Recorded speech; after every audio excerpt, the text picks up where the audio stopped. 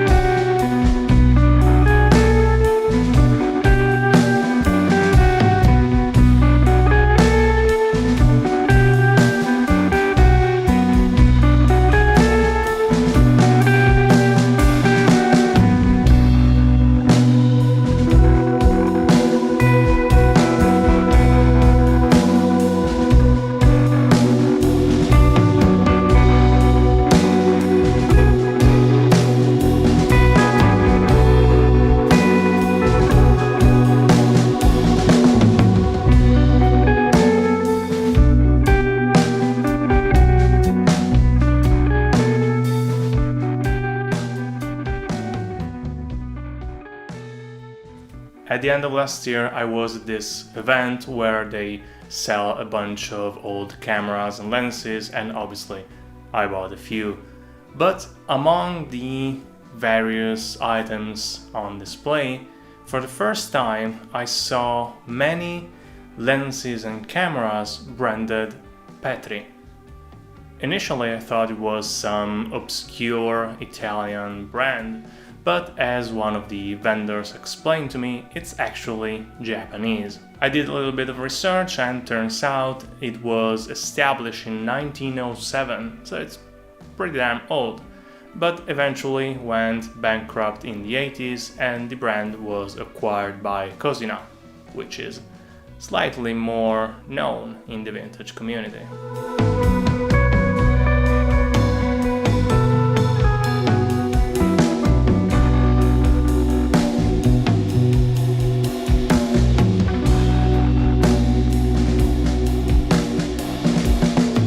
So I browsed a little bit the selection of cameras and lenses they had and eventually decided to buy this 55mm 1.8, mostly because I didn't know the brand and it was cheap, and this specific one comes with an M42 mount instead of the Petri mount, which I guess no one makes an adapter for. And yeah, you might be starting to see a pattern here. I have quite the habit of buying lenses I know nothing about, because it's fun.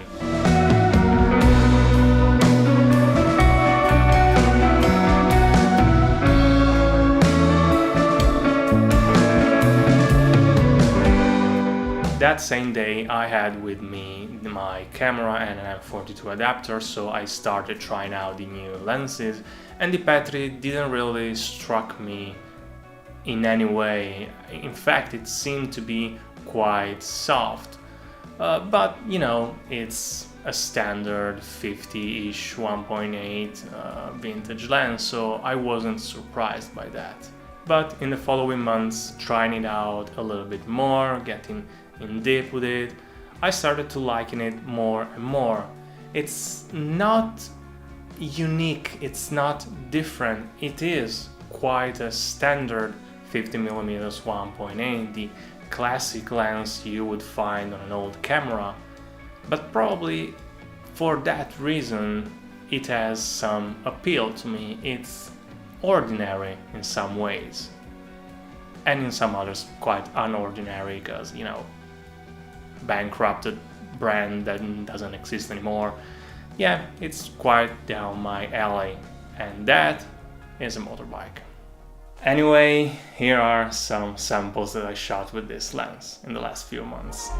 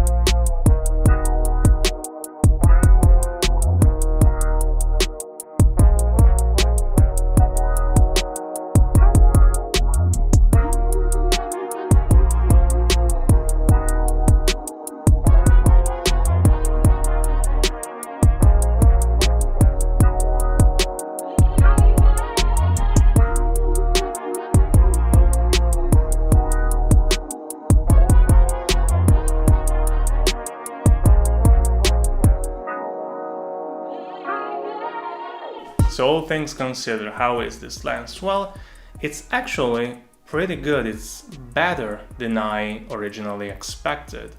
Chromatic aberration is present but not really relevant. Barrel distortion is mostly absent. Colors are pretty standard, nothing to write home about, but they're not bad either. Usability and handling are just fine. It might need a little bit of lubrication, but nothing major. There are no fungus, no overall problems with the lenses or the mechanics, so it works perfectly. And it also turns out it is pretty sharp. I mean, if you just stop it down a little bit, you don't need to go down to f4, f5.6.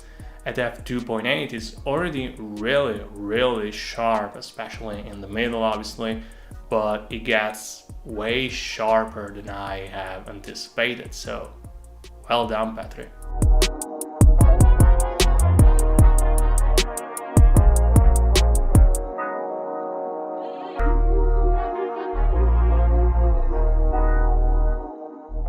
At the end of the day, are these Petri lenses hidden gems?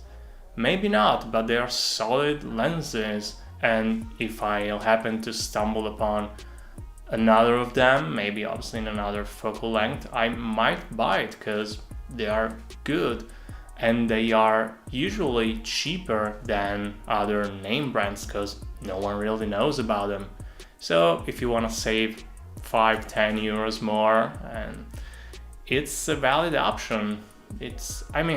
If they worked fine back then, I don't see why they shouldn't be good enough for today's standards. And they are good. So yeah, you might want to consider Petri for your next purchase. I guess that's all. If you had any experiences, or if you know the brand, or if you had one of these lenses or the cameras, let me know in the comments below. I'm always eager to know your experiences. And if you have any other questions, again, feel free to leave a comment below. Again, that's all. Try out some weird, cheap 50mm, 28mm, some brand you've never heard about, because it might surprise you. That's all. See you in the next one.